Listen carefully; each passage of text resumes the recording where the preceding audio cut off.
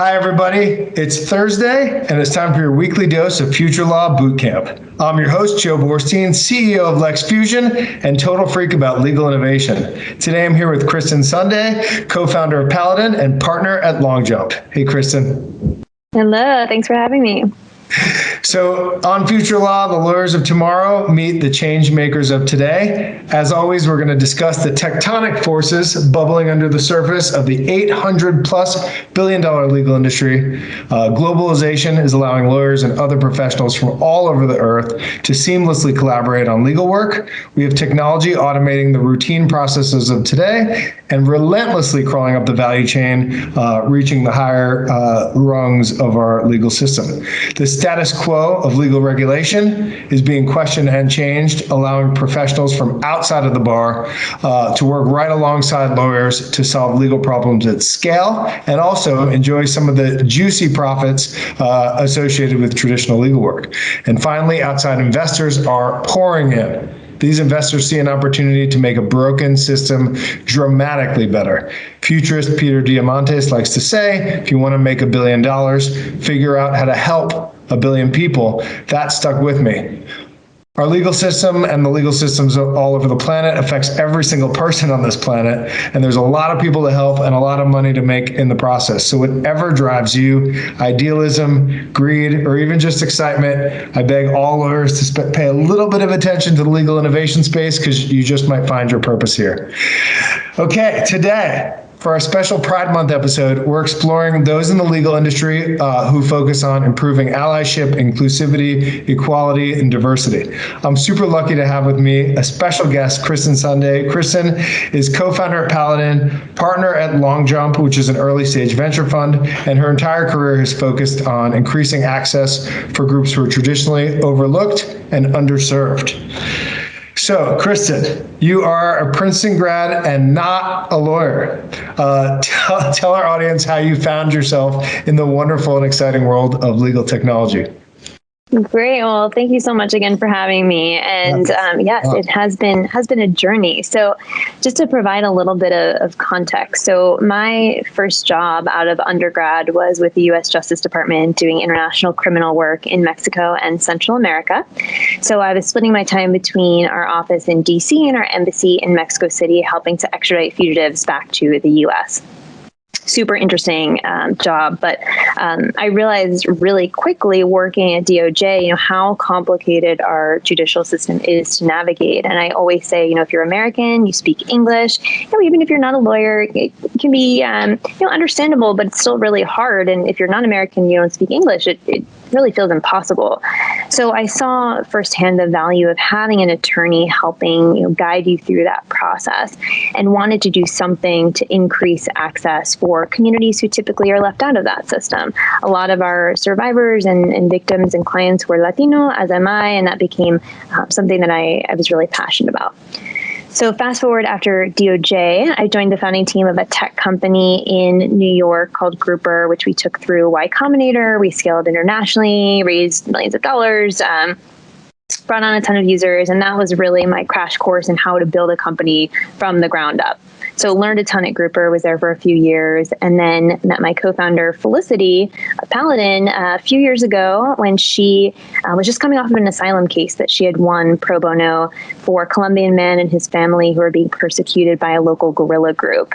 And we got to chatting about her pro bono case and just access to justice more broadly and my work at DOJ, and realized that the ecosystem, even though people really are excited about pro bono and they want to get involved, it's a very underserved and under-resourced ecosystem, and a place where we could potentially leverage technology to make the system more efficient and ultimately connect more people in need.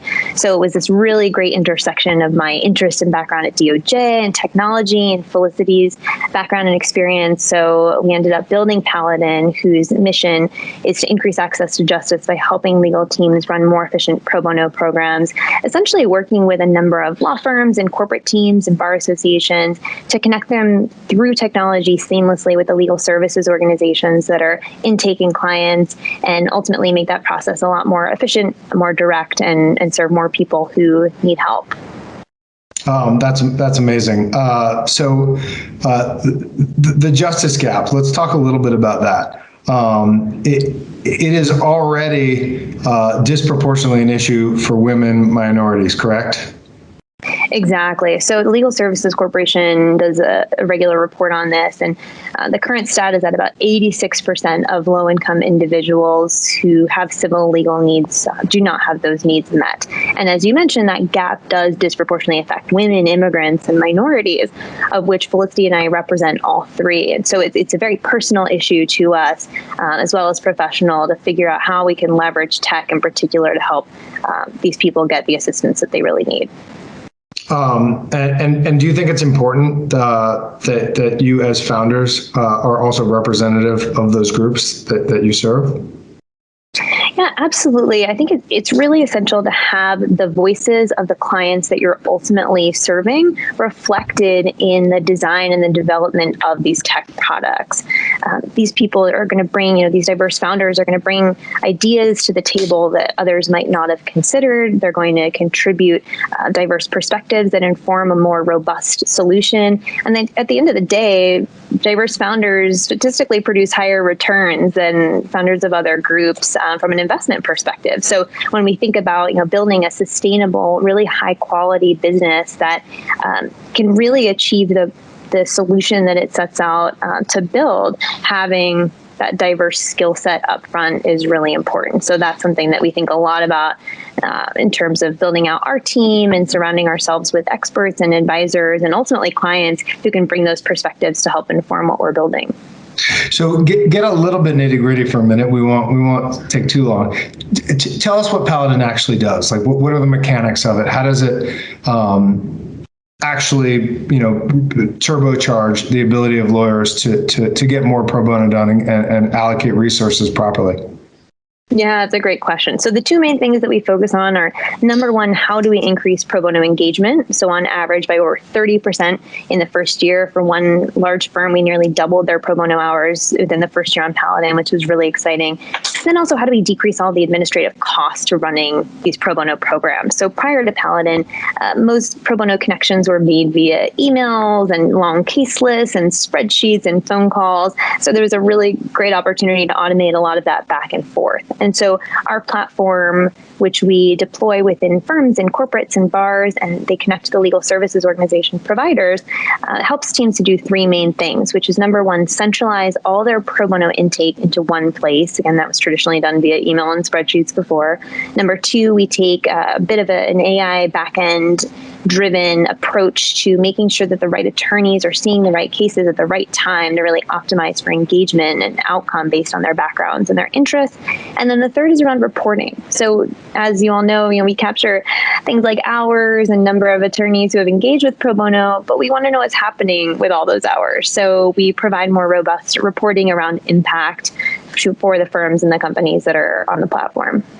That's awesome. So increased participation, decreased administrative costs. So hopefully on both ends, you're getting more out of the same amount of resources.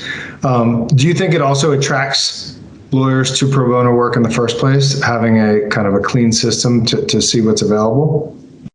Yeah, absolutely. I mean, we're so used to, especially with the pandemic, finding everything that we need online, right? And having it kind of delivered instantly. Someone compared us to like the Uber for pro bono, which I don't know if that's good or bad, but just having one central place. The Lyft for pro bono, maybe? There you go. The Lyft for pro bono. I like that. But regardless of what it is, it's that one-stop shop where you can go and find pro bono based on, your skill set, the type of work you want to do, the causes you're interested in, the communities you want to serve. Click a few buttons and see what's available in your community. And prior to Paladin, that didn't exist in a centralized way within your organization automatically. So we do that. We send out regular personalized digests and really create a customized pro bono experience for attorneys that might not have gotten involved with pro bono otherwise, by presenting them really interesting local cases that are going to be well aligned for them. Yeah, no, that's really cool. So technology obviously has the ability, both in for-profit situations and non-for-profit situations to scale solutions. I do think some people are skeptical that technology has a role in scaling kind of more humanitarian problems rather than maybe more business-related problems. What do you think? Can technology both help with humanitarian legal issues as well as kind of the more I'm using the wrong word, but more commercial kind of legal issues?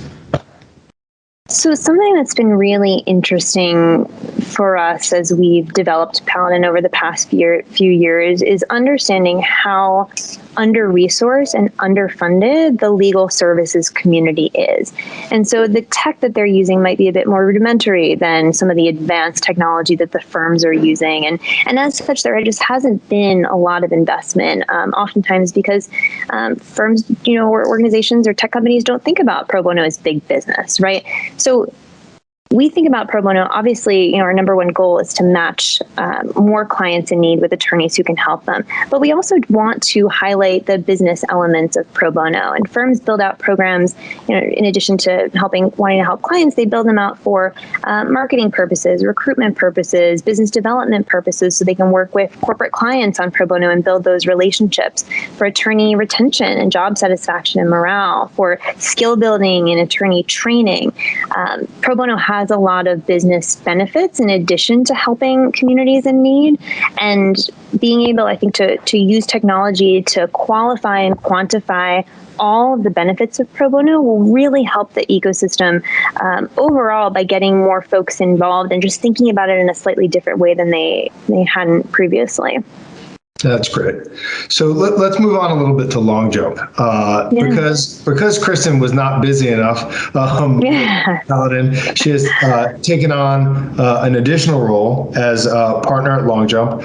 Long Jump is an early stage venture fund. Tell us a little about Long Jump's mission and your role in that mission. Yeah, of course. I'm really excited about this initiative. It's just so well aligned with kind of my personal mission overall, which, as you mentioned, is really increasing access for groups that are traditionally overlooked.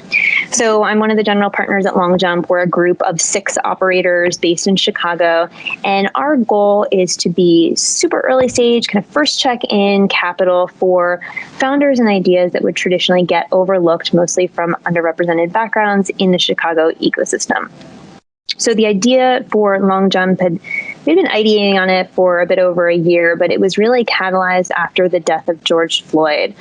Of the group of 6 of us, 4 of us are Black or Latinx, and we had already been kind of mentoring in our communities, hosting office hours for founders, making connections and introductions where we could.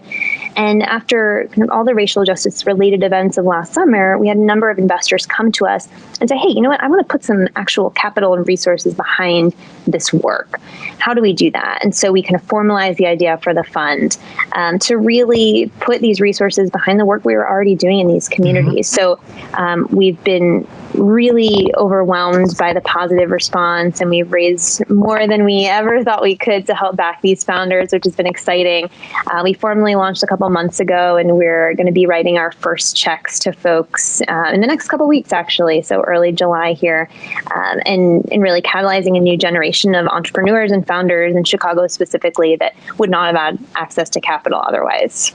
Oh, that's exciting. You mentioned to me that in the first cohort, 91% of the applications that you all took in, and you try to take in once a quarter, had at least one diverse founder. How did you attract that group in the first place? Yeah, it's such a good question, because we often hear about the pipeline problem, right? And we talk about this a lot, whether it's in legal or tech or legal tech. It's true to varying degrees. It depends on where we want to start with respect to that pipeline. But for us, it was really important to be intentional about sourcing these founders. So we have a demographic, a portfolio founders that better reflect the demographics of the city of Chicago. So for us, we did a lot of personal outreach to our networks. We reached out to community groups to source founders. We cold reached out to a ton of folks on LinkedIn. I mean, any place where we could could find founders who were working on interesting problems, regardless of their background, where they came from, etc.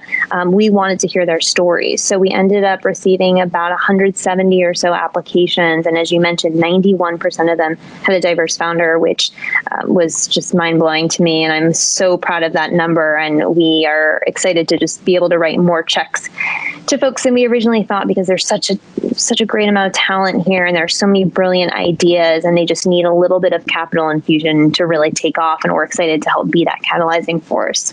That's great. And can you then be, like a fountainhead for others to come to make sure that they are considering companies with diverse founders as well?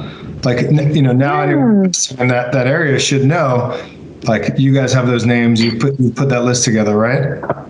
Yeah, no excuses anymore. So if anyone has pipeline questions, come to me, we can talk about it. Exactly. But for us, it is really important to not be the only check-in for these founders, but to really help supplement their rounds, expand their network and their access. And we talk about this, whether it's with respect to diverse lawyers or law students or diverse founders in general or diverse legal tech founders. We just don't have access to the same networks and capital as our counterparts do. There's a lot of inherent bias in decision making and purchasing power. And so we want to help break down those silos by leveraging our communities to make introductions where we can. And I think for me personally, so I'm first generation college Latina, went to Princeton, and I feel like it is my responsibility and honor to help be a bridge for people who don't come from those networks, like I didn't, to help connect into them and really help elevate the community as a whole. So I'm just so excited by the momentum that we're seeing thus far, and we're very confident that we can help grow it exponentially in a way that might not have happened otherwise. So very grateful for those early supporters and allies who are, investing their capital and really putting their money where their mouths are and making the introductions, and they have skin in the game as well. And that partnership and collaboration is really important.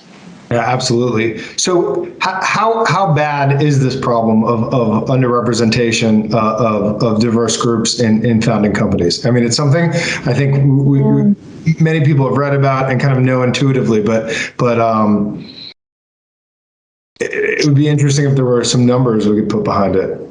Yeah, of course. So I've done a couple of studies around this, and the bad news is that it's pretty bleak. It's less than 15% of founders in legal tech, for example, are women, which is kind of below industry standards in tech in general. The proportion of diverse founders. Oh, wow.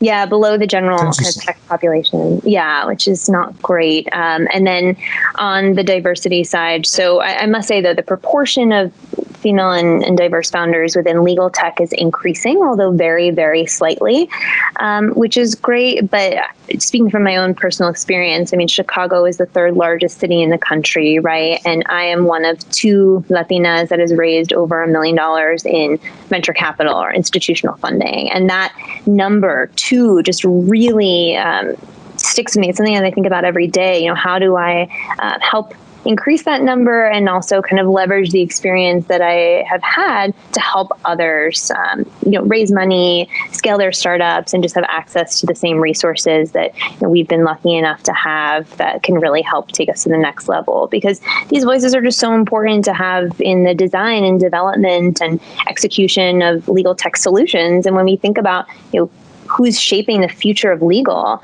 in my mind, it's really the people who are building the legal technology. And we want to make sure that those voices are representative of a growing consumer base and also growing leadership within firms and corporates.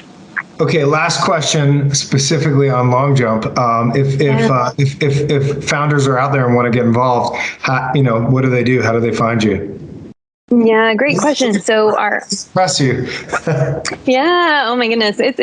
For us, it's about the founder market fit, and so many founders have unique stories and and have experienced the problems that they're looking to solve, which is always really helpful in figuring out what to be building. But for us, we are, different than a lot of VCs. We accept all cold inbound applications. So you can go to longjump.vc/apply to reach our application. And it is unfortunately focused to the Chicago area at this time, but would love to get some legal tech founders in there. So definitely keep your eyes out. Okay, great. Good to know. So let's move on to another issue very related to the last one. 60% of founders in legal tech are not lawyers. You are not a lawyer. We are finally seeing regulatory change in the US in the form of sandboxes in just a couple states at this point, whereby entities can be co-owned. Entities that can provide legal advice can be co-owned by non-lawyers. For context here, in most of the rest of the world, and certainly most major economies, the UK, almost all of Europe, much of Asia, non-lawyers can be material equity owners in entities that provide legal advice. We are the outlier. We are unusual here. There's a lot of debate, amongst people within bar associations, whether this is a good thing, whether we can still maintain ethical standards. But let's focus on the justice gap, on equality, diversity, and inclusion. What can we do with these sandboxes? How do we use these new experimental format to help solve some of these problems? Yeah, that's a great question. So I am extremely excited to see these regulatory reforms come out, especially as you point out, being not a lawyer myself. But as you point out, 60% of legal tech founders are not lawyers. And in my mind, and I mentioned this already, but I think the future of legal, the future of justice tech, or justice in general, is going to come from folks who are building technology, because lawyers alone cannot solve the justice gap. We are collectively a key part of it, but we are not going to solve it. So technology has to be an integral part of the solution, and the voices that are contributing to this technology have to come from the communities that we are meant to serve. Currently, there's so many, tens of millions of people who are priced out of the legal market. We're not an efficient market, right, as an industry. And so when we think about the people who are priced out of the big firms or, mid-sized firms, and the people who have justice-related problems that need the help the most, we need to be coming up with creative solutions to help solve them. And so by incorporating the viewpoints and perspectives and the skills and the talent of people who are not lawyers and addressing some of these problems, that's how I think we're really going to be able to build the most holistic solutions that can work at scale. So it's an essential, I think, part of the evolution of law and justice in how we address the justice gap and really help make a dent in that 86%. Okay, let's move on to another topic. Justice tech. That's a term that you taught me, and that I think is very relevant to our conversation today. Define justice tech for us and tell us a little bit about the segment. Yeah, for sure. So in my mind, justice tech is technology that is focused on increasing access to justice for all. And that can be at a number of different levels, and access can mean something literal, such as like translation or digital access, to something like document automation to help folks, complete forms that they might have trouble with otherwise, to accessing pro bono lawyers to help them navigate their process. So justice tech is something that I really think has emerged quite strongly in the past few years across a number of different practice areas and communities, which has been really exciting to see. And I think it's going to be integral as we think about how do we solve the justice gap collaboratively moving forward. There's a cohort of about 25 or so companies in at least Paladin's justice tech world right now that we're regularly talking to. Some are on the B2B side, like Documate, building document automation tools after pattern. There are others that focus more on B2C. So companies like People Clerk and Courtroom 5, helping pro se litigants navigate their cases in court. That are really, companies like nonprofits like Upsolve that are helping folks file for bankruptcy really leveraging unique expertise or part of the judicial process to narrow in on where they can help individuals in need best navigate the system. And so I think we are going to see a lot of increased collaboration between these companies, and then also partnerships with law firms and in-house teams to figure out, okay, now that we have this niche area that we want to help solve, how do we bring in different resources and expertise to help scale them and help people in mass in a way that we haven't been able to before? So definitely keep your eye out on the justice tech ecosystem, because I think it's just getting started. Yeah, I think you're right. Let's talk about the profit versus nonprofit issue. I think that certainly to some lawyers, there is some sort of disconnect between legal tech serving low-income people and simultaneously making a profit. I think in the business world, people would see that differently. That's, again, you want to make $1 billion, learn to help 1 billion people. Are most of these companies for profit, not for profit? How do they choose their status there? Yeah, such a good question. So the majority, I would say, are actually for profit. And I can just speak to the Paladin example. So when we incorporated, we're actually a public benefit corporation, which is for profit, but we have an impact focus. And we went back and forth on this quite a bit, but at the end of the day, there were kind of two major decision-making criteria that went into that final filing. And the first was that we didn't want to compete with existing nonprofits and legal services organizations for grants. These organizations are already so underfunded, under-resourced. Legal Services Corporation, which does an amazing job of allocating funds to over 100 legal services orgs across the country. They have very limited budget. So these organizations have to rely on private donations and other grants to sustain their operations. So we didn't want to compete with that. The second is that we felt that by building a company that brought in revenue from firms and corporates, we could leverage that revenue to offset free tools for legal services organizations. So everything that we build for LSOs in the legal aid community is free. And we wouldn't be able to do that if it weren't for the revenue of the firms and the companies to kind of subsidize those tools. So bringing in that private revenue and getting private investment allows us to scale a lot faster, bring in top talent, figure out how we get product market fit within entities that can pay in order to build free tools for the rest of the community. So it's a very kind of cyclical process, I guess, but we really wanted to make sure that we were optimizing for sustainability, both for Paladin and for the pro bono ecosystem at large by setting up a for-profit structure. That's great. So look, we went over Paladin, your work there, long jump, the emergence of justice tech. Anything else you want to add for the audience as we conclude this special Pride Month episode? I love that. I mean, there are just so many ways that folks can get involved and, be an ally and support justice-related causes, whether that's through donating their skills and time through pro bono, whether that's making donations to organizations on the ground, whether that's making introductions for some of these justice tech companies to really scale their operations. So many ways to get involved and support others in need. So definitely encourage everyone to figure out what works best for them and find a way to get plugged in. Awesome. Kristen, thank you so much. This was so much fun. And thanks, of course, to Litera for having me. I will see you next week on Future Law Bootcamp. Thanks, everyone. Great. Thank you so much.